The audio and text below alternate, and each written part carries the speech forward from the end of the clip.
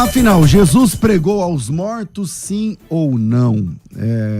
Essa pergunta divide teólogos importantes, de linhas diferentes, mas que pensam de forma diferente a respeito dessa questão.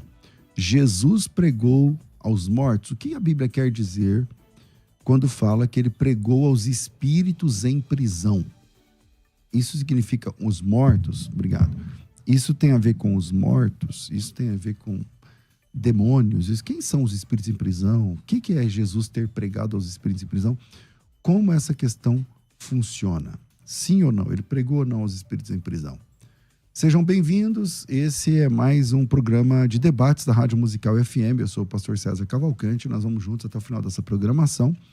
E o tema já está lançado aí. Você pode, inclusive, passar lá pelo Instagram, no @FM Rádio Musical, e votar, né?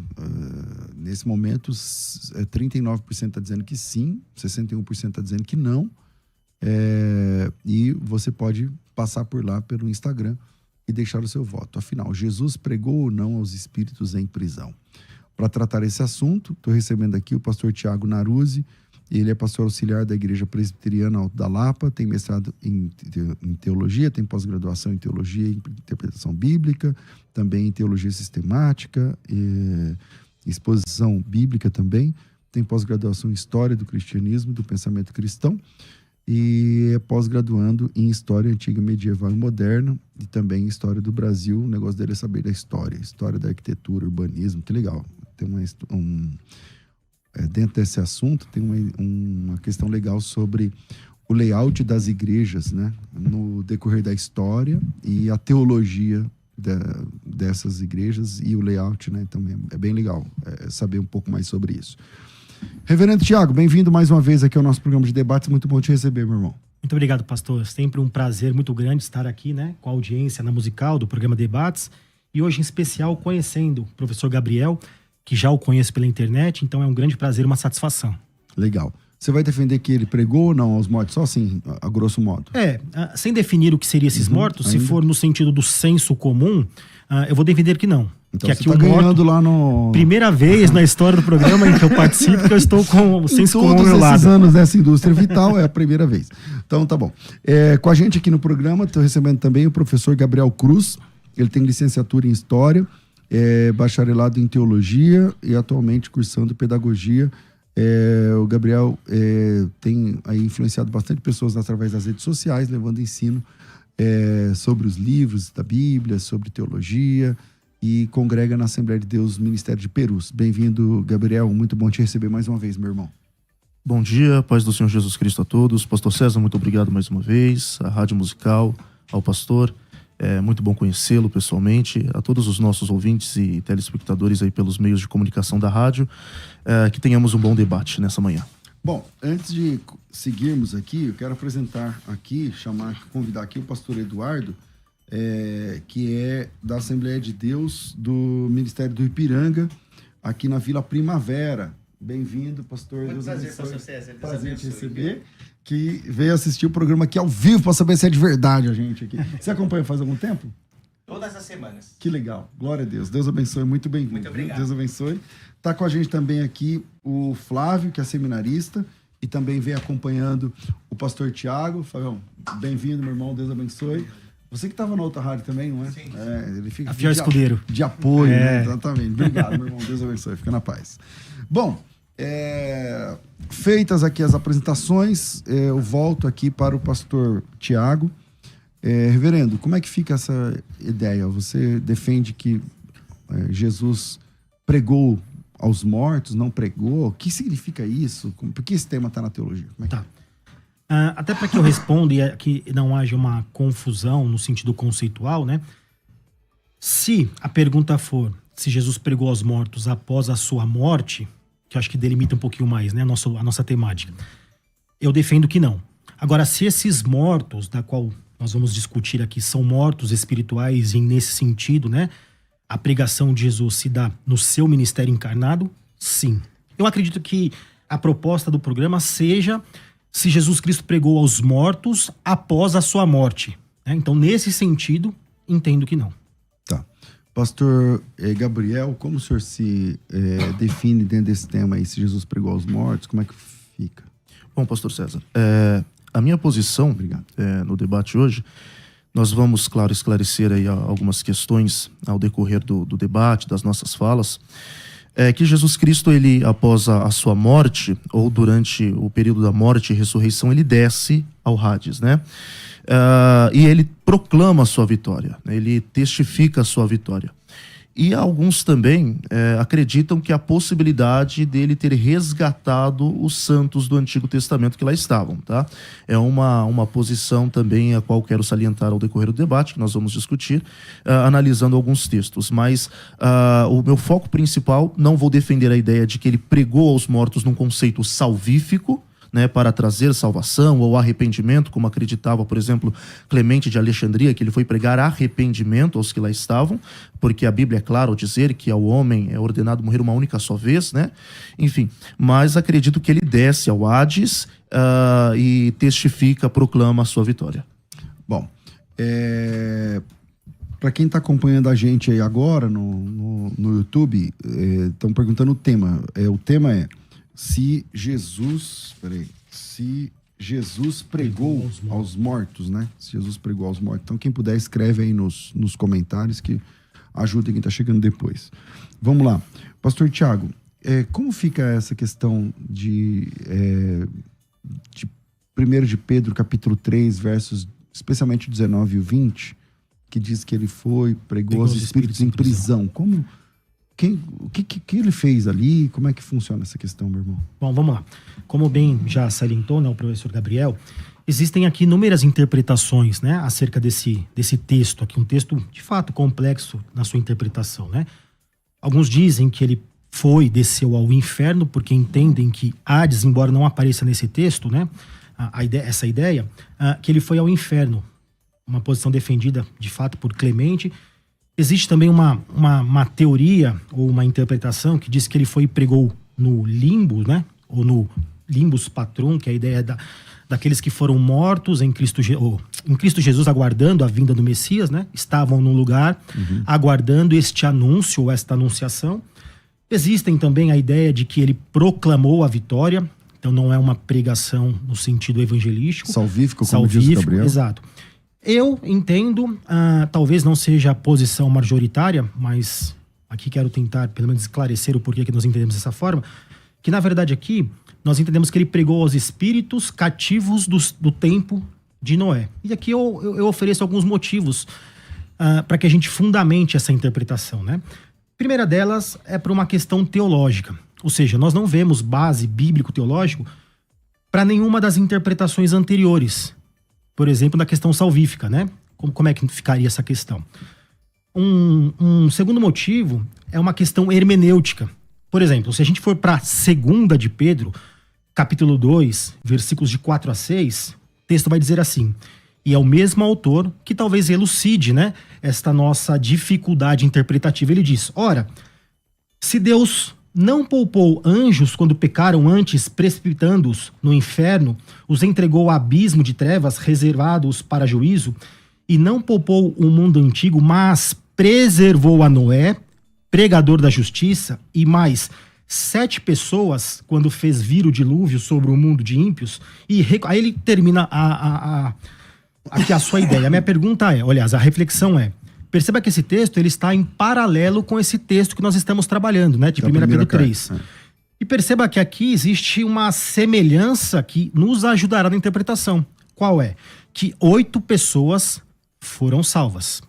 Quem seriam essas pessoas? Gênesis 7:13 vai dizer que quem entrou na arca foi Noé, seus filhos Sem, Cã, Jafé, sua mulher e a mulher dos seus filhos. Então perceba que nós estamos remontando a ideia de que ele está falando de uma salvação que não é espírito maligno, mas que é algumas pessoas, especialmente a 8 pessoas deste período. E talvez a pergunta neste momento dos ouvintes seja: mas como foi que Jesus pregou, né, neste período? O próprio apóstolo Pedro nos dirá nessa segunda carta, capítulo 1, versículo 20, quando ele diz assim, lá a parte do 20, né, sabendo primeiramente isto, que nenhuma profecia da Escritura provém de particular elucidação, porque nunca, jamais, qualquer profecia foi dada por vontade humana. Entretanto, homens santos falaram da parte de Deus, movido pelo Espírito Santo. Então nós entendemos que o Espírito ali, de Deus, ou Espírito Santo, agiu em Noé, ainda que não de uma forma verbal, mas velada, até mesmo pela construção da arca, chamando o povo ao arrependimento, povo esse que não se arrependeu, então recebeu o juízo. Ok.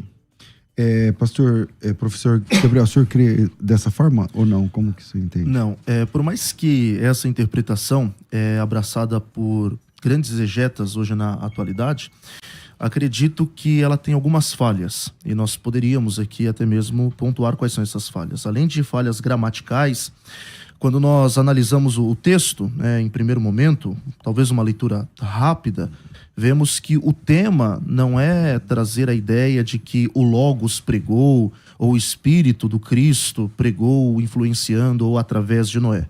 Nós vemos que a preocupação também do autor da epístola é, de certa forma, construir uma cronologia. E essa cronologia se dá a partir, por exemplo, dos sofrimentos de Jesus. É por isso que ele inicia dizendo, pelo menos esta parte aqui, que Jesus Cristo padeceu uma vez pelos pecados. E depois, algo que faça alusão à sua encarnação. Aí ele entra nesse texto que realmente é um texto difícil, é discutido desde o período da patrística. E é interessante que, ao desfechar este período, este texto, no versículo 22, ele conclui com a exaltação de Cristo. Então, acredito que este evento aqui se dá justamente entre o sofrimento e a exaltação de Cristo, entre a morte e a ressurreição. Agora, é claro, essa descida de Cristo, por exemplo, a ideia dele pregar aos espíritos em prisão, acredito que de forma alguma possa ser essa pregação num conceito, numa ideia salvífica, conforme nós falamos aqui no início do debate. Além do mais, acredito que essa interpretação é falha pela própria história da igreja. Porque quando nós vamos analisar pelo menos os primeiros séculos, os primeiros relatos dos pais da igreja, eles acreditavam numa descida de Cristo ao Hades, né? É claro que tem aqueles com um pensamento um pouco heterodoxo, né? Como, por exemplo, o próprio Clemente de Alexandria, dentre outros, os pais latinos também, por exemplo, acreditavam numa ideia de salvação, numa ideia de arrependimento, enfim. Mas alguns com um pensamento um tanto pouco mais ortodoxo, e quero citá-los aqui ao decorrer do debate, até mesmo para reforçar a ideia de que Cristo sim desceu ao Hades e testificou a sua vitória, conforme diz Colossenses, dissipou ali as potestades e os principados. Reverendo. Vamos lá. Eu queria fazer aqui duas perguntas, né, retóricas, mas deixo aqui em aberto caso o professor queira responder. Primeira delas: quando esta pregação, embora não seja evangelística, talvez o professor vá defender a ideia de uma pregação sobre a vitória, né? Quando isso ocorreu? O professor já, pelo menos pelo que eu entendi, disse que foi entre a morte e a ressurreição, não é isso? Correto. Então, nesse sentido, a minha pergunta é: como é que fica o texto, por exemplo, de Lucas 23? Onde está Jesus, lá os dois ladrões, né? E um pede que ele o salve aqui nas minhas palavras. Então Jesus responde: em verdade te digo que hoje estarás comigo no paraíso. Mas mais do que isso, a partir do 44, mais precisamente no 46, Jesus diz assim, um pouquinho antes de sucumbir, né? Pai, nas tuas mãos entrego o meu espírito. Por quê? Neste texto nós fundamentamos que, embora o corpo permanecesse no sepulcro, né, no Hades, 3 dias, o teu espírito diretamente foi ao Pai. Como se dá como se explica nesse sentido, nesta interpretação, que neste período de 3 dias houve uma proclamação? Essa é a minha primeira pergunta. Segundo, o senhor coloca Hades como sepultura? Isso, então, e eu vou mostrar aqui depois um estudo terminológico, não só da tradução da Septuaginta, mas também do próprio texto grego aqui, tá? Que ela não aparece exclusivamente como sendo o inferno. Né? Então, essa é a minha primeira pergunta. E a segunda: quando se iniciou esta interpretação de que ele desceu, seja no inferno, no Hades, para pregar? Já foi citado Clemente, mas nós estamos falando de século III. se o irmão tem alguma uma outra fonte que diga que isso é anterior ou inicia-se no século III. Ok. Bom, o senhor quer... Não, é isso mesmo. O senhor quer seguir? Vamos. A primeira pergunta, nós podemos entender até então de duas formas. A fala que Jesus se dirige a Dimas pode ser interpretada com base em Lucas 16. Porque, pelo menos em Lucas 16, que muitos têm como parábola, eu não vejo como uma parábola, Lucas 16, acredito que Jesus Cristo revela ali o mundo espiritual, o pós-morte no caso.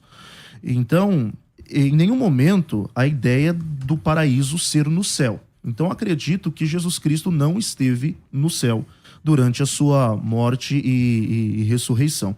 Até mesmo porque essa é a fala a qual ele dá a Maria Madalena. Eu não subi. E o termo subir ali no grego é a ideia de ser elevado mesmo. Muitas pessoas, ele não indicativo subiu. ativo, né?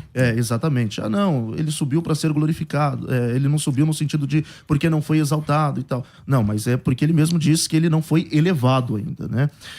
Então, assim, acredito que, pelo fato, em nenhum momento a Bíblia dizer que o paraíso, pelo menos antes da ressurreição de Cristo, se dava no céu, acredito então que ele realmente está no paraíso, só que o paraíso fica nas regiões mais baixas, talvez naquela clássica imagem que nós temos de Lucas 16, onde nós temos o seio de Abraão, né, o Tártaro e o abismo, né, que faz a distinção desses dois lugares. E aí eu acredito, é o Hades. O Hades, no caso. Acredito que ali não, em nenhum momento é uma parábola. Acredito ser uma história real, contada talvez de uma forma parabólica. E a questão do espírito, ao meu ver, Jesus apenas está citando um salmo. E este salmo, na verdade, acredito que não podemos levar na literalidade de que o espírito voltou para Deus, porque se interpretarmos este salmo na literalidade, devemos interpretar Eclesiastes 9 também na literalidade, né? O corpo volta ao pó e o espírito a Deus que o deu. Muitas pessoas, principalmente tricotomistas, têm essa ideia de que, por exemplo, o corpo volta para a terra, a alma se dirige, né, ou ao céu ou ao inferno, e o espírito retorna para Deus. Quando que, na verdade, Salomão, ali em Eclesiastes, de uma forma fenomenológica, ele está querendo dizer que a parte material do homem volta a estar à disposição do mundo espiritual. Então, quando Jesus Cristo diz, em tuas mãos entrego o meu espírito, acredito que dessa forma também ele está fazendo, colocando à disposição do mundo espiritual. Ok. Até eu sei que não é essa a ideia, mas esse texto de Lucas 16, geralmente ele é muito usado, né? Não só para este tipo de reflexão, entre outros, mas aqui até para que os ouvintes depois busquem isso na sua casa, a pergunta que tem que se fazer é aonde começa esse texto? De Lucas 16, 19, começa no? 19, né? Pergunta é, porque se você não tiver o início e ele começar aqui, tá desconexo. Jesus está falando a despeito do quê? Em que contexto? Esse texto começa lá no versículo 1. Jesus também disse aos discípulos, havia um homem rico que tinha um administrador. A parábola do administrador infiel. Por que isso é importante que a gente olhe no texto? Porque a gente vai ver que, na verdade, a discussão ou a proposta desta parábola, embora o professor não entenda como sendo uma parábola, né? Vou partir do que nós entendemos, tá? Ele está combatendo a ideia, ou a zombaria, melhor dizendo, dos fariseus. Porque ele está dizendo, existe um administrador infiel que mesmo depois caindo, ou seja, sendo descoberto, não se arrepende. Aí Jesus, lá embaixo, ele diz no 13, ninguém pode servir a dois senhores. Ou seja, ele está fazendo uma denúncia do amor à riqueza. Se você for um pouquinho mais para baixo, os fariseus no 14 diz, é continuação da ideia, do mesmo texto. Que eram avarentos, ouviam essa repreensão e essa história que Jesus estava contando para eles e o ridicularizavam. Então Jesus, depois de trazer mais uma exortação, propõe essa segunda parábola.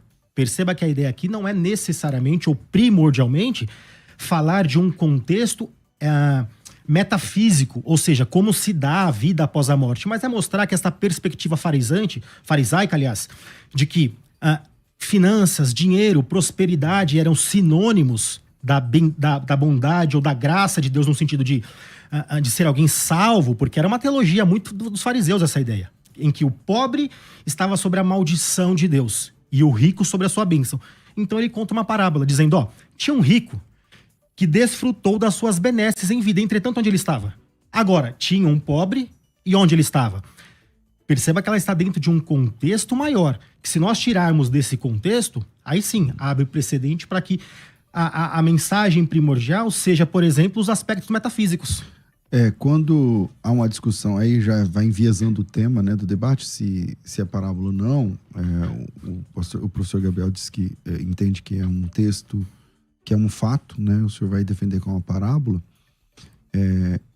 Tem uma perícope no meio aí, que é a discussão vai estar aí, exatamente. Ela dá uma desconectada, né? Depois justamente ela volta. Aí que é a discussão. Mas voltando ao caso, já que o senhor crê que é uma parábola, mas as parábolas, elas não podem trazer uma coisa antidoutrinária, né? Não, de uma forma doutrina alguma. Errada. Então, mesmo que fosse uma parábola, não permanece o argumento de que o layout... Por isso que a gente situa ela no versículo 1, como sendo uma explicação não necessariamente a respeito do como se dá a vida após morte. Eu não estou dizendo que ela também não sirva a este propósito, né? Mas se não é, se o senhor entende que é parábola, mas se não é para falar sobre como funciona sobre o que o salvo e o perdido no pós-morte, para que é? Não, então, por quê? Qual que é a discussão no versículo 1? Sobre aquele que é infiel com as riquezas ou a questão da mordomia, né? Então, mas o que acontece com ele no pós-morte, não é? Não necessariamente. Na verdade, eu prego esse texto dizendo, irmãos, precisamos entender o que fazemos em vida. Porque isso reflete, aqui nós estamos pregando, por exemplo, mérito na questão da salvação. Entretanto, Tiago não diz que a nossa fé ela é verdadeira a partir das evidências de obras. Então, por exemplo, um rico, pense num contexto, deste contexto aqui, dos fariseus, que entendiam que a riqueza já era como se fosse uma chancela, um carimbo da sua salvação. Essa era a teologia dos fariseus.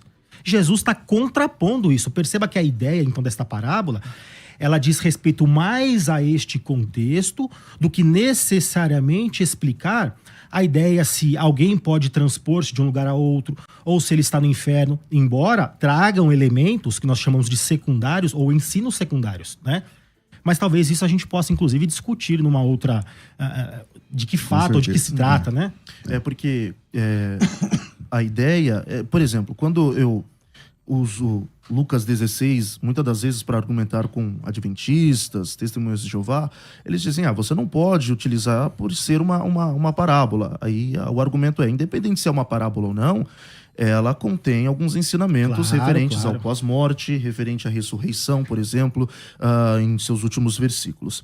Respondendo agora a sua segunda pergunta, nós temos, por exemplo, antes mesmo de Clemente, algumas citações de pais da igreja, por exemplo, o credo apostólico, né? Aí nós temos claro, não é algo bíblico, vamos assim dizer, que emana das escrituras, e sim uma doutrina credal. Todavia, acredito que remonta bem o pensamento ali dos cristãos, pelo menos do primeiro e segundo século. Nós temos também, vou fazer algo que eu particularmente não gosto, uma vez que nós nos apegamos mais somente às escrituras, mas a utilização de textos, os quais nós chamamos de apócrifos, como por exemplo a carta do rei de Edessa, né, de Tadeu ao rei de Edessa. Quando, em História Eclesiástica, inclusive Eusébio de Cesareia cita, ele diz assim: assim que Cristo foi crucificado, ele desceu ao inferno, derrubou o que jamais havia sido removido, embora tenha descido sozinho, subiu ao Pai com uma grande multidão. E aqui dá a ideia daquilo que eu disse no início do debate, né, quando Jesus Cristo desce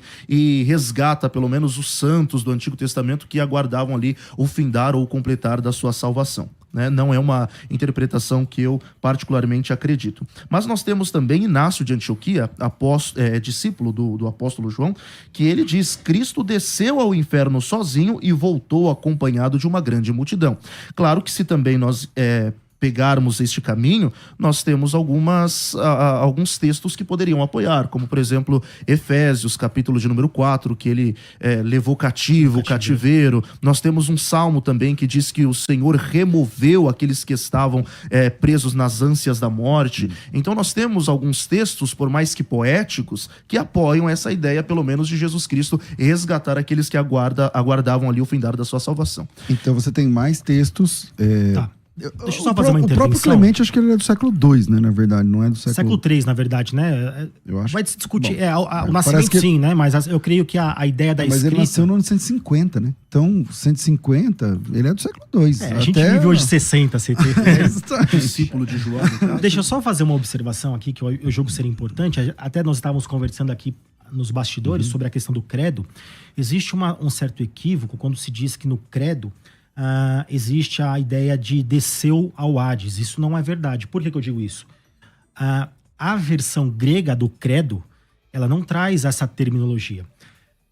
O que traz é a tradução latina do credo. Isso é importante que a gente ressalte, tá? É somente na versão latina, mais precisamente ao final do século IV, que aparece o termo descende ad inferna. Na versão grega não existe isso, tá?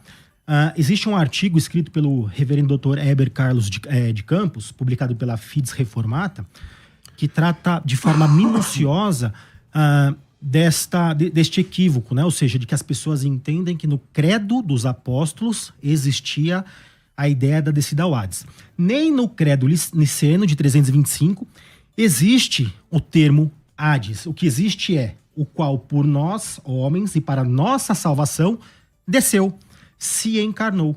É a ideia da descida dos céus, a ideia da encarnação, o início da humilhação. Também não há nenhuma menção à descida de Jesus ao Hades ou ao inferno.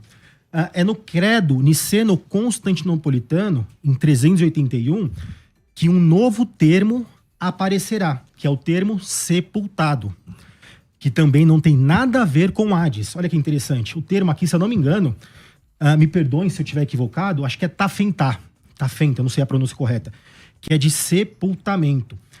E o que estava em jogo aqui, para que este termo fosse acrescentado, era aquela famosa heresia de negar-se à corporeidade de Cristo, né? O professor bem conhece. O gnosticismo, né? Exatamente, né? O docetismo e tantos outros, que a ideia era o seguinte: se ele não fosse, ou fosse só uma aparência humana, ele não seria sepultado. É essa a ideia, tá bom? E aonde é que aparece, então, o termo de fato Hades? Só no credo atanasiano, século IV para século V. E aqui precisa de uma observação, porque diz os estudiosos, né, que a versão final do credo atanasiano, isso é uma discussão aqui para os críticos, né, só vai se dar a partir ou no finalzinho do século VI para o início do século VII. Nós estamos falando de quase 800 anos de história, né? Então é no credo atanasiano, mais precisamente lá no item 36, que vai aparecer, vai dizer assim, ó: o qual sofreu por nossa salvação, desceu ao Hades, ressuscitou dos mortos ao terceiro dia, ascendeu ao céu, sentou à direita de Deus Pai onipotente. Aí ele termina. Aí a gente precisa entender o motivo pelo qual este novo termo foi acrescido neste novo credo. Por quê? Justamente porque voltava-se às discussões docetistas. Se Jesus de fato era homem na sua totalidade, na sua corporeidade, então a ideia é que ele foi sepultado. A ideia aqui do Hades, como depois eu pretendo mostrar, não existe apenas a ideia de inferno. Existe a ideia também de cova, de sepultura. Inclusive, no texto, se eu não me engano, eu tenho anotado aqui, eu acho que é Atos capítulo 2, versículo 27, se eu não me engano, a palavra ali é Hades. Para não falar besteira aqui, eu vou achar onde eu deixei anotado. Mas só voltando aqui à questão dos credos, né? Essa ideia de que já lá no credo dos apóstolos, embora a gente não tenha definido quem é que escreveu, né? Mas o período é muito importante. É conhecido como credo dos apóstolos. Isso. Né? Não há esta menção de descida ao Hades, Ok. tá? Bom, eu comecei com o reverendo Tiago, vou terminar com o professor Gabriel esse bloco, mas aí só pontuando aqui que não é... É verdade, o credo, ele aparece lá pelo século IV, né? E também tem essa questão da teoria da revisão do que foi feito por Atanásio. Porque o Atanásio não é do século VIII, mas existe sim essa teoria da revisão. Agora, existem outros livros do século II, ou menções dentro do segundo século da igreja, e século III e tal, que trabalham essa questão, a começar por Clemente, mas tem, por exemplo, o próprio, dentro do apócrifo de Nicodemos, salvo engano, tem uma parte chamada Descida de Cristo aos Infernos, né? Então, mas volta aqui para o professor, para a gente fechar esse bloco. Bom, Inclusive, eu iria utilizar esse texto de Atos dos Apóstolos, capítulo de número 2, justamente para entender que quando a Bíblia faz essa referência, inclusive é o próprio Pedro aqui que está pregando, né?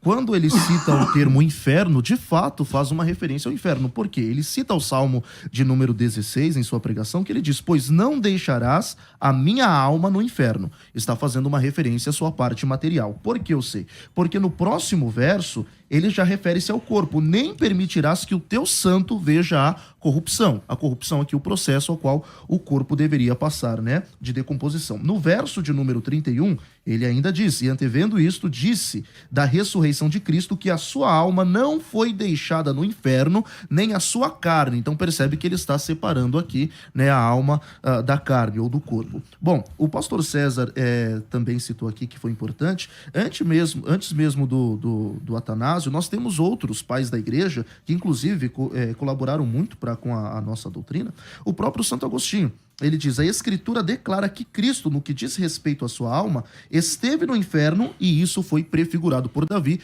Santo Agostinho também fazendo uma referência ao Salmo de número 16. Só um detalhe, desculpa interrompê-lo, para que a gente não esqueça. Agostinho diz isso, mas diz que o inferno foi na cruz. Não após a morte, ele tá? acreditava Ele faz que isso. os terrores do inferno... Exatamente. Por quê? Porque o ouvinte que não tem esse conhecimento mais profundo, talvez ele entenda que Agostinho defendia a descida do inferno após a sua morte, mas não. Foi antes, foi na cruz. Tá? Alguns que acreditam que Cristo experimenta os terrores do inferno, né?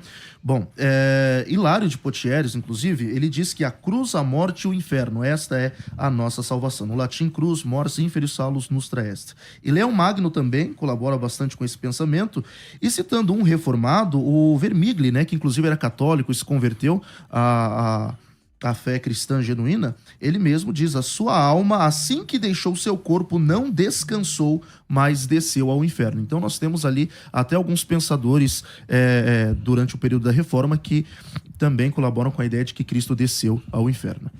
Bom, eu vou para o intervalo rápido, a gente volta já.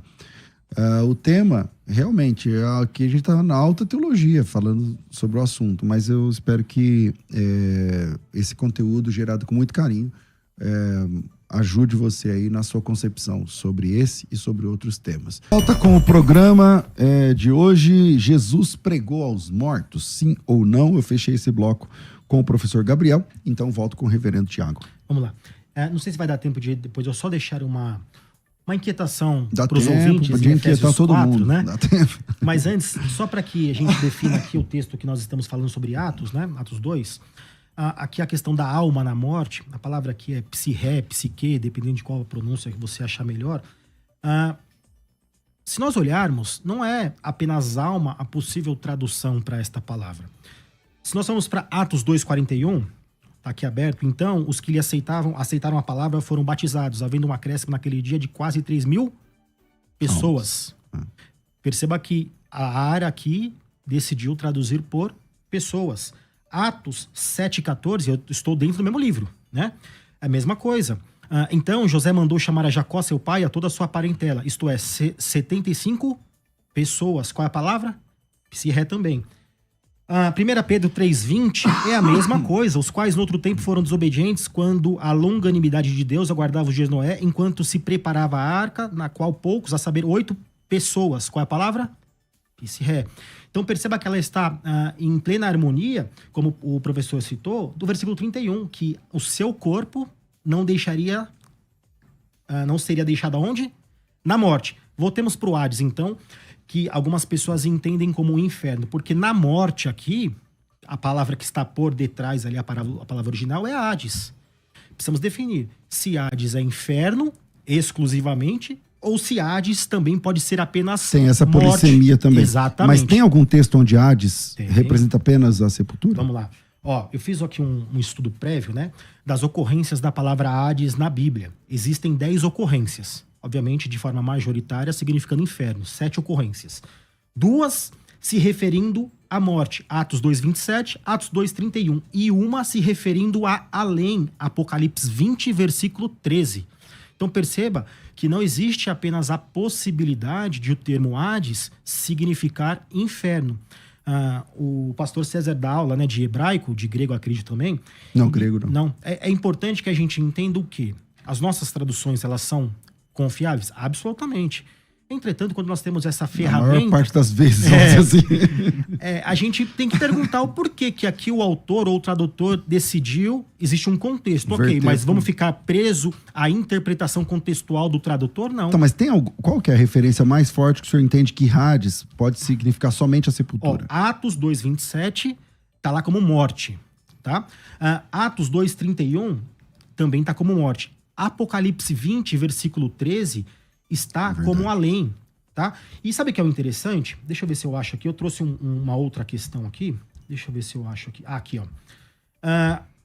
Tudo bem que isso aqui vai dar uma outra discussão, mas quando a Septuaginta, ou a Septuaginta, ao traduzir a Bíblia hebraica, né, usou a palavra grega Hades como substituta ou equivalente da palavra hebraica Sheol, sabe quantas vezes a palavra grega Hades substitui a palavra Sheol? Cerca de 63 vezes. Existem 63 ocorrências em que a palavra Sheol é substituída pela palavra Hades. E por que eu trago isso? Porque na maioria esmagadora das vezes, ela traz aqui a ideia de sepultura. Eu trouxe aqui dessas 63 Tipo, traduções, 16, tal, é. 40. Então perceba que existe sim um conceito muito forte na mentalidade da época que Hades referia-se primordialmente à sepultura, cova ou morte. Professor Gabriel. Bom, é muito comum nós vermos a mesma palavra aparecendo no mesmo contexto, e quando nós fazemos essa análise, pode ser que tenha, sim, o mesmo sentido, ou pode ser uma palavra polissêmica. Acontece, por exemplo, na teologia joanina. Na primeira epístola, conforme escreveu João, ele usa a palavra mundo e, dependendo do contexto, tem os seus diferentes significados, né? Morreu não só por nós, mas também propiciação pelos nossos, de todo mundo. Por causa de todo mundo. Isso. Aí lá no capítulo de número 5, o mundo jaz do maligno também. Então nós temos, né, essa palavra polissêmica. A mesma coisa acontece aqui também em Atos dos Apóstolos. Eu tenho uma pergunta a fazer para o reverendo Tiago. Por exemplo, o próprio Jesus Cristo havia dito para Maria Madalena que ele não subiu ao Pai. Sim. Tá? Neste período, aonde que a alma de Cristo João ficou? 20, está usando? Isso. Aonde que a alma de Cristo ficou, né? Aonde ele esteve, por exemplo, e o que fez? Segundo Lucas 23, foi direto ao Pai. Porque eu posso usar essa pergunta, ainda que de forma proposital, trazendo a pergunta, dizendo agora, Lucas 23, aonde ficou a alma? Porque se aqui ele diz, né, não me toques porque eu não subi ao Pai ainda, Lá na cruz ele diz ele que... diz, eu fui. A Bíblia não pode se contradizer, a gente vai precisar harmonizar essas coisas. Como é que nós respondemos isso? Que corporalmente, ou no corpo glorificado, ele não ascendeu ao Pai. Entretanto, ao morrer, com toda certeza o seu espírito foi elevado, porque o texto de Lucas 23 diz assim. Agora, se essa interpretação ela não E for... como lidar com João 19? É João 19, João 20. né? João 20 que está usando, não é 20, acho que é do 17. Exatamente. Esse texto Recomendou-lhe de não João. me detenhas porque não subiu ao Isso, Pai. exato. Aí eu pergunto, né? Tá bom, se essa minha interpretação ela não for agradável, né, aos ouvidos, eu pergunto, então, como é que junta esses dois textos aqui? Em especial de Lucas 23. E uma outra coisa interessante que a gente veja aqui é a ideia do verbo aqui. O verbo, por exemplo, porque ainda não subiu ao Pai, ele está no verbo no perfeito auristo, tá? Uma ideia não completa. Entretanto, aí está num problema pior ainda. Porque a parte B do versículo, porque subo para o meu Pai, o vosso Pai, o verbo está no presente do ativo do indicativo. O que isso significa? Que o verbo ou a ação acontece no momento da fala. Mas ele está ali presente. Tá. Como é que a gente sai disso aqui, então? Professor.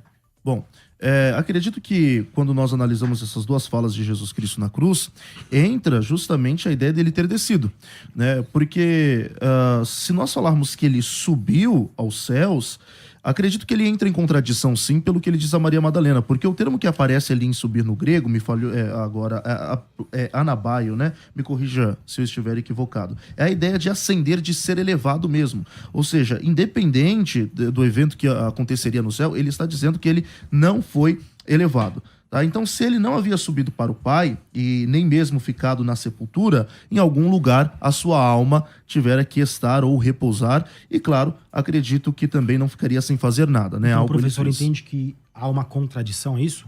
Acredito que é uma contradição. Sim, acredito então que Jesus Cristo, de fato, ele não poderia ter subido ao Pai naquele momento. Acredito que ele sobe ao Pai no momento da sua ascensão aos céus. E como que o senhor explica o texto da cruz? Nas tuas mãos entrego meu espírito? Acredito que da mesma forma que o escritor de Eclesiastes diz que o espírito volta a Deus. Acredito que ele está se colocando à disposição do mundo espiritual. Certo, estou nas tuas mãos. Tipo Isso, exatamente. Tá.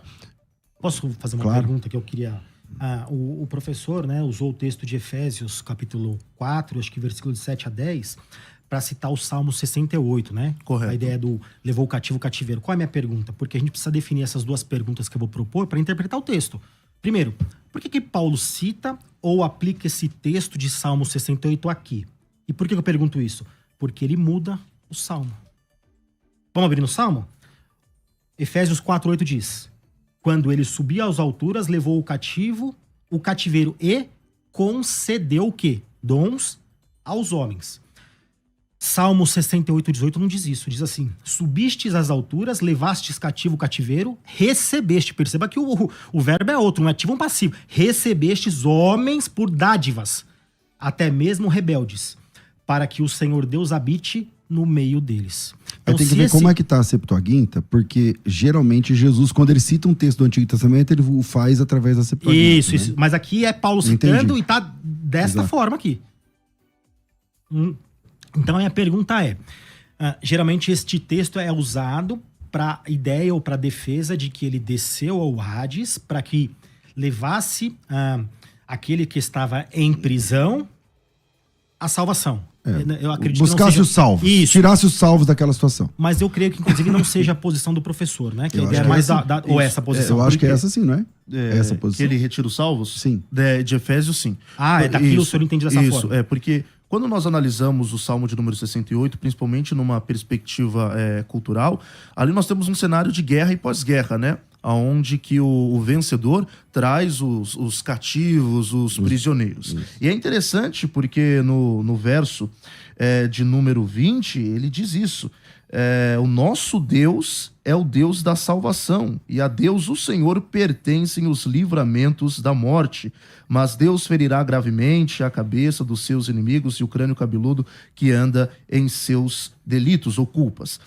Verso 22. E disse o Senhor: eu os farei voltar de Bazã, que sempre faz uma referência às partes mais baixas da terra. No entanto, que ele termina dizendo as profundezas do mar. E quando há uma alusão de partes mais baixas da terra, em Ezequiel 31:18, vai dizer que o jardim do Éden, né, justamente estava nas partes mais baixas da é o terra. paraíso, né? Que no caso seria o paraíso. Então só reforça a ideia de que o paraíso ainda estava nas partes mais baixas da terra. Aí entra aquela interpretação de que Cristo não só retirou os santos, mas também o lugar e transportou para dentro da Nova Jerusalém. E aqui é uma Tá? dúvida. Quem se apegue a essa interpretação? Isso aqui se dá, então, no período dos 3 dias, é isso? Sim, alguns acreditam que se dá no período de 3 dias, outros ainda, podemos também ir por esse caminho, de que após a sua ressurreição. E aí entra o texto de Mateus 27:52, que depois da ressurreição dele, ressuscitaram a muitos, entraram na cidade santa. Né? Há essa interpretação também. Entendi. Tá, mas, perfeito. Eu queria entender, não sei se... Né, por que eu digo isso? Porque para nós aqui, dependendo da interpretação, essa ideia de que estes... que estavam em prisão, né, como o professor defendeu, ela vai cair por terra. Porque perceba aqui, ó, existem aqui 2 contrastes. Um é concedeu dons, Efésios.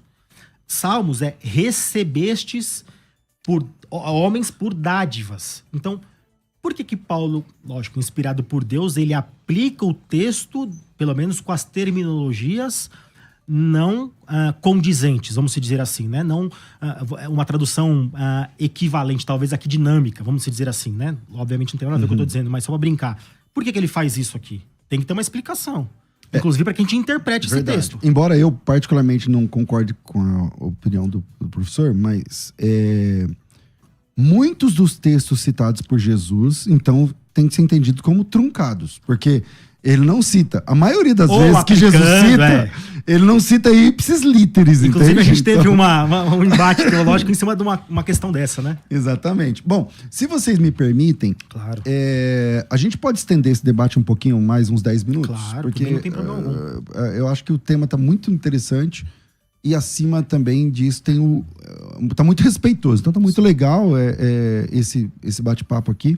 Então vou pedir a quem está acompanhando pelo YouTube, vai acompanhar, quem está acompanhando pela rádio, quer dizer, quem está pela rádio, pelo 105.7, vem na sequência aí o apóstolo Rodrigo Salgado, um amigo querido, que faz o programa agora ao meio-dia, né? Então, quem está pela rádio, fica com o apóstolo Rodrigo Salgado.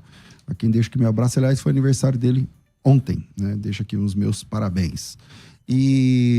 Mas quem quiser continuar acompanhando a gente, aí deixa o apóstolo Rodrigo Salgado um pouquinho, fica com a gente mais uns minutos, só que agora só pelo YouTube, tá certo? Então, lá no meu canal, César Cavalcante, ou no canal da Rádio Musical FM 105.7, você consegue acompanhar o desfecho desse nosso bate-papo, desse nosso debate, extremamente respeitoso e técnico, tá? Que também tem essa questão. Então vem pro YouTube quem quiser continuar com a gente. Para quem ainda não fez a inscrição no Projeto Férias com Teologia, dura 1 minuto para você se inscrever, custa R$10 só, e você pode fazer isso agora, tá? É só clicar no link que aparece na descrição do YouTube ou me chamar pelo WhatsApp 11 9 30 30 1234. 9 30 30 1234. Rafa, prepara tudo aí pra gente entrar pelo YouTube e a gente volta em alguns segundos, 1 minuto e pouquinho. A gente volta em definitivo, eu sempre quis falar isso, em definitivo, pelo YouTube. Vai. Daqui a pouco, tem mais debates na Musical FM. A cidade de Arujá viverá dias de celebração, louvor e adoração. Um novo e abençoado tempo na presença de Deus. A Igreja Tua Graça e Vida e o pastor Gessé Odilon convidam você e sua família para viver dias de alegria e do fluir do Espírito Santo. Estrada de Santa Isabel, 1201, primeiro andar. No Arujá Lagos Boulevard. Hoje, amanhã, sexta e sábado às 8 da noite. Igreja Tua Graça e Vida. Acolhimento, reconciliação e unidade.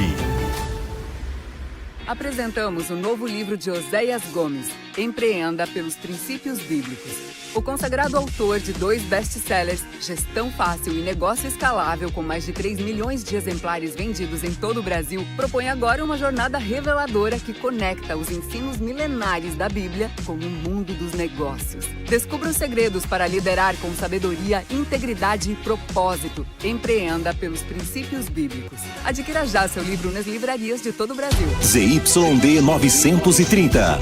Rádio Musical FM São Paulo, 105.7. Ouça em qualquer lugar do mundo, também pelo site www.fmmusical.com.br. Musical FM, uma emissora da rede LC de mídia. Você está ouvindo Debates, aqui na Musical FM.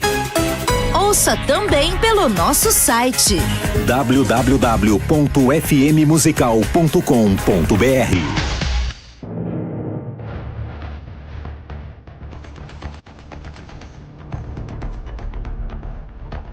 Estamos de volta com o programa de debates da Rádio Musical e agora, em definitivo, como o Galvão Bueno fala, por aqui, pelo YouTube. Então, vamos lá. Eu, geralmente, né, eu nunca consegui ser imparcial nos debates. Eu defendo um pouquinho para um lado, um pouquinho para o outro. Às vezes eu provoco dos dois lados e tal. Mas como hoje eu não concordo com nenhum dos dois lados, são várias posições e a minha não está representada, então eu acho que eu estou sendo um pouco mais imparcial, né, reverendo? O reverendo... Da outra vez o senhor me apertou. Pastor, você vai me apertar de novo? Não vou apertar muito, não. Então eu estou apertando, acho que igual dos dois lados. Então eu volto aqui para a gente ir finalizar. Volto a palavra ao reverendo Tiago. Tá, aqui é os momentos finais. Não, vamos bater papo aqui. Então, só aqui trazendo deixando bem claro, uma possível interpretação dessa pergunta que eu fiz ao professor, né? E aqui eu vou vou parafrasear o William Hendricks, tá? Ele tentando explicar isso que eu propus aqui. E eu o trouxe porque eu, de fato, também concordo com o que ele diz. Ele diz assim, ó: pelo fato de Cristo ter consumado perfeitamente sua obra meditória, ele recebeu, a questão da mudança, né? De Deus, o direito de resgatar homens de todas as tribos, línguas e nações. Homens, inclusive, rebeldes, conforme o próprio texto de Salmo 68 nos diz. A fim de conceder, tá harmonizando, a eles agora, conforme Paulo cita ou aplica em Efésios 4:8, o dom. Que dom? O dom da salvação. Ou seja, segundo ele, Cristo ganhou a fim de premiar. Aí ele cita 2 textos para fundamentar. O primeiro deles é Isaías 53, né? Todavia o Senhor agradou Moê-lo, fazendo-o enfermar. Aí lá no 12, por isso lhe darei muitos como sua parte. Então ele entende que, só para que os ouvintes entendam aqui, né? Que estas pessoas não são pessoas do passado, mas são pessoas do presente. Que a obra mediatória e meritória deu a ele, concedeu a ele o direito de resgatar, através do quê? Da concessão do dom. Para nós calvinistas é muito simples, né? Para nós a concessão do dom salvífico. Então ele não aponta para um aspecto passado, mas para um aspecto presente. E aí ele cita um outro texto, Atos 33. Exaltado, pois, a destra de Deus, tendo recebido do Pai a promessa do Espírito, derramou isto que vedes. O que ele derrama? Senão o dom. Aí vai ter outra discussão, né? Que é esse. Mas é uma possível interpretação da qual eu compactuo. Mas gostaria de ouvir também outras interpretações a respeito disso. Vamos lá, professor. Bom, a minha interpretação ainda permanece a mesma. E quando nós temos essa diferença de palavras, acredito que Paulo, ele utiliza a ideia de receber. Quem usa receber é o salmista, né? Isso. Homens por dádivas, isso, né? E no caso, Paulo diz que ele deu, né? Concedeu dons aos acredito homens. justamente para se adequar ao propósito do que Paulo tem ali em mente ao escrever a epístola. Porque em seguida ele vai falar dos dons ministeriais, né? E ele mesmo deu uns para, e aí ele vai fazendo a lista ali dos 5 ministérios. Então acredito que ele faz essa adaptação hermenêutica justamente com esse propósito, né? Sim. Já de encaixar o próximo assunto. Então a gente divirja talvez só na questão do tempo, né? Eu como presente, o professor talvez como algo passado. A questão do passado. Regresso. É que eu acredito que os mortos ali do Antigo Testamento, os santos, aguardavam a consumação dessa esperança. De fato, a salvação era pela graça ainda, pela fé. Nós acreditamos, mas haveria de chegar, por exemplo, o desfechar da salvação. Assim como Paulo também fala acerca do nosso. Né? Olha, conhecendo o tempo, digo que é hora de despertarmos do sono, porque a nossa salvação está agora mais perto de nós do que quando nós aceitamos a fé. Então, o próprio Pedro vai falar acerca do findar da fé, do consumar a fé, o consumar a nossa salvação. Então, acredito que eles esperavam, né? Inclusive, o escritor aos Hebreus talvez colabore com esse pensamento no capítulo 11, versículo 39, dizendo que eles não alcançaram a promessa.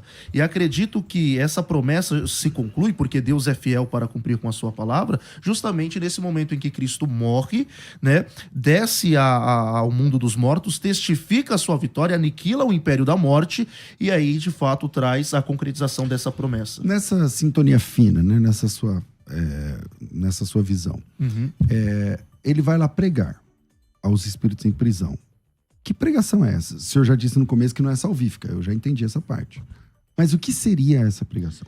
Essa ideia de pregação, pastor, seria a proclamação da sua vitória, a testificação da sua vitória, e também mostrando que tudo aquilo que os santos, os salvos do Antigo Testamento esperavam, se cumpre nele.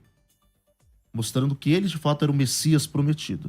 Entende? Ou seja... Já que ele está falando com pessoas da antiga aliança. Exato. Então, por exemplo, no caso de José, que é uma tipologia a Cristo, então mostrando que tudo aquilo que eles viveram era sombra e que, de fato, agora chegou à realidade, a consumação da fé e esperança deles. Nesse caso, então, pelo que eu entendi, ela era apenas uma proclamação da vitória. Exato. E aí, em Efésios 4, na verdade, é um resgate. O resgate. Exatamente. Mas se dá no mesmo momento, então ele vai proclama a sua vitória dentro e resgata. dos 3 dias, porque assim, o texto é interessante que o texto em voga aqui, 1 de Pedro 3,19, ele fala o seguinte, tem que ler o 18, né? Sim. Vai.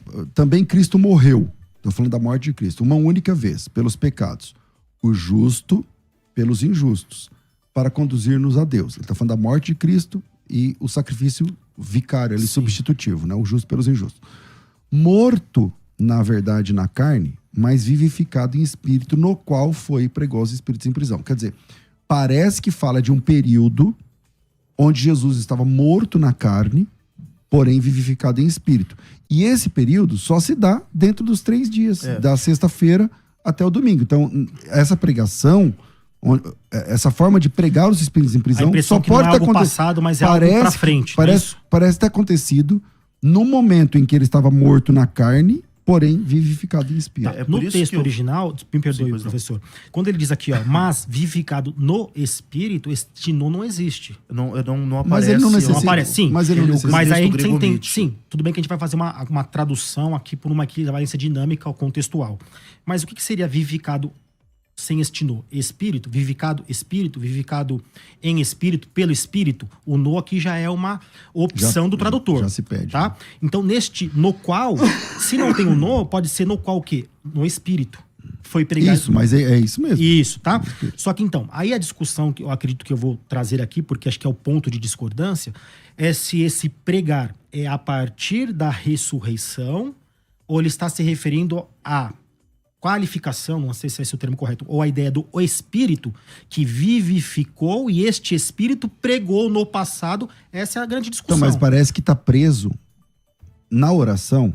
Na oração, a mim me parece que está preso a essa ideia de que morto na carne, mas vivo espiritualmente, por assim dizer. No qual, espiritualmente... Isso. E em que momento da história é que Jesus esteve vivo espiritualmente? Todo mundo sabe que ele é eterno.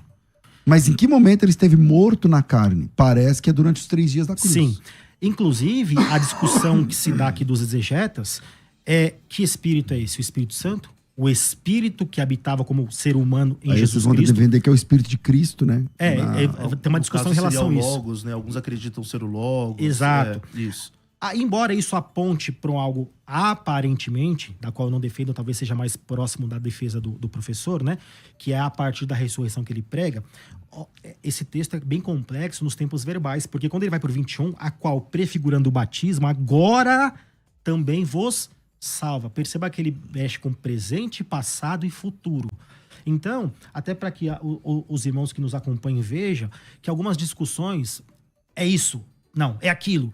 Ela se dá sobre superficialidade interpretativa. Existem diversas complexidades nesse texto aqui, em especial dos tempos verbais. Um exemplo, por exemplo, dessas interpretações um pouco mais rasas é o que nós vemos em alguns movimentos neopentecostais, a ideia de que Jesus desce ao inferno surpreendendo o diabo, porque o diabo estava festejando. Tava tendo até uma festa lá, um evento. Tava tendo lá uma festa no inferno e ele tomou as chaves. Claro que isso daí nós não abraçamos, né? Isso não há peso. Aliás, na Bíblia não tem como falar que o inferno pertence ao diabo, ou que o diabo mora lá, né? Não tem... Enfim. Até a percepção do senso comum do que é inferno é muito distanciado. Por exemplo, desculpa, né? As pessoas... talvez a gente possa, inclusive, refletir um dia aqui. O que é o inferno? Uns vão dizer que é a ausência de Deus. Inclusive usando de uma base agostiniana. A ausência de Deus? Como assim? A Bíblia diz que o inferno é a presença ativa de Deus manifesta na sua ira. No juízo. No juízo, né? Até o senso comum, muitas vezes, do inferno, ele é um tanto quanto distanciado da revelação bíblica, né? Bom, infelizmente, é o que temos para esse assunto. Como você pode perceber, nós não estamos discutindo um assunto essencial da teologia. Ninguém... pode ser taxado como herege ou não, porque crê assim, assado, desse texto.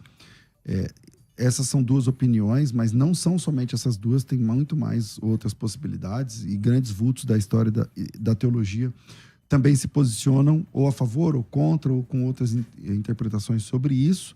E o nosso projeto é trazer esse conhecimento a você, ouvinte, te ajudando e, confesso, às vezes até atrapalhando um pouquinho na sua compreensão sobre tudo isso.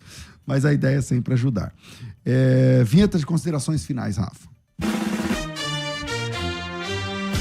Considerações finais. Debates. Eu comecei com o reverendo Tiago. Reverendo, obrigado pela sua participação aqui. Muito bom te receber aqui mais uma vez. Muito obrigado. Quero aqui já também publicamente... externar aqui a minha admiração por ambos, respeitosamente, foi o debate. Louvo ao Senhor por isso, porque eu acredito que mais do que um entretenimento, né? Às vezes as pessoas buscam isso. Eu creio que nós devemos estar aqui para promover a glória do Senhor. E eu entendo, né, humildemente, que de uma certa forma eu creio que nós conseguimos fazer isso. Respeitamos as diferenças, porque como eu já disse, né? Eu não carrego paixão pelas minhas ideias. Eu busco a verdade. Se um dia, até mesmo num debate, aprover ao Senhor me contradizer, me levar a um outro caminho, louvado seja o Senhor por isso. Que então bom. eu agradeço aqui a participação, agradeço o convite e que a glória seja dada ao Senhor. Maravilha. Suas redes sociais, quem quiser te encontrar, como é que funciona? Hoje eu não vou errar, não. Aquele dia deu e-mail, né? @Rev, R-E-V, Thiago com TH, Naruse, N-A-R-U-S-E. Da igreja é IP do Alto da Lapa, só isso também. E deixar aqui o convite, se vocês querem nos conhecer, estamos no Alto da Lapa, na rua Doutor José Elias, 67. Deus abençoe. Maravilha. Então, Rev Thiago Naruse, o Thiago dele é com TH, tudo junto. Rev Thiago Naruse, Naruse é com S, tá certo? E a da igreja é IP do Alto da Lapa, tá certo? IP do Alto da Lapa. E fala pro pastor Lucas que eu tô devendo